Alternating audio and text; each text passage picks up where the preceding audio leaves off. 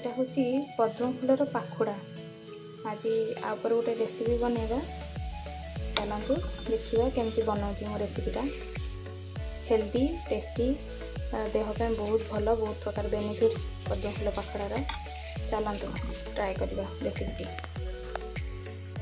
चलतु फ्रेंड्स, एबे पद्म फूल पाखुड़ा रेसिपी करने पूर्व मु कौन कौन इंग्रेडिएंट नहीं जाइए आपन को देखौची कौन कौन दरकार। से किसी बेसी जिनस नहीं, मोटे गोटे चामच जीरा नहीं, आउ 2टा सुखिला लंका नहीं, आउ 2 चामच चाउल नहीं, अरुआ चाउल 8 ରୁ 10 कोला रसुण नहीं, ताकू बतुरे की आधा घंटे छाड़ीदबा। तापर भल भाव ताकू ग्राइंड कर नबा।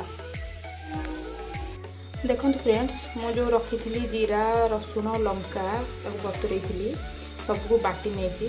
आउ एथिरे मो स्वाद अनुसार लुण हाफ चमच हलदी गुंड, हाफ चमच सोढ़ा खाइबा सोढ़ा जो मिसई ताकू भल भाव में गोलैकी 10 मिनट पे छाड़ीदबा। एथिरे पंखुड़ी को पद्म फूलर पंखुड़ी को डीप करके तापर आमे भाजीबा। चलतु एबे ताकू गोलै दबा।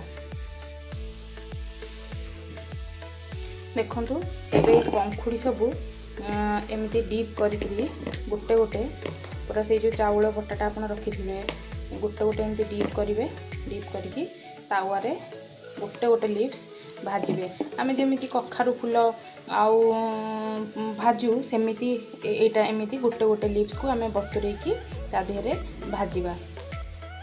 एबे चलतु फ्रेंड्स, गोटे तावा नहीं जावा, तेल टिके देदेबा। गरम हो गलानी। एबे जो रखी आम पद्म पाखुड़ा को भल भाव चाउल चाउल बटारे डीप कर गोटे गोटे लिप्स ताको भाजबे।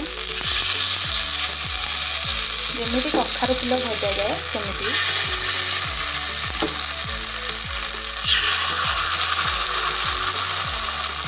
मो रेसिपी जदि आपन भल लगुव शेयर करेंगे, लाइक गोटे देवे, कमेंट रे कहिबे मते नुआ नुआ रेसिपी देखापी केମିତି लाଗୁଛି मो रेसिपी। निश्चित मु ट्राए करछि आपन पाखकू नुआ नुआ रेसिपी सब पठेवाई। देखो सब जाक गोटे गोटे तापर टिके टिके चाउलर बटा देने। बहुत टेस्टी हेल्दी देहपाई पद्म फूलर पाखुड़ा।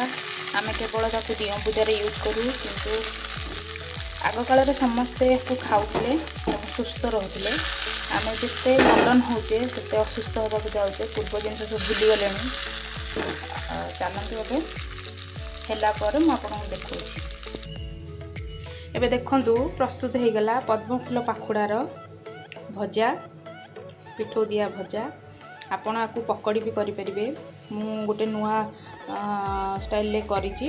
आपन को पकड़ी कला परिका भी छाणी पारे। मु किंतु तावारे भाजी कि टेस्टी, बहुत टेस्टी लगे।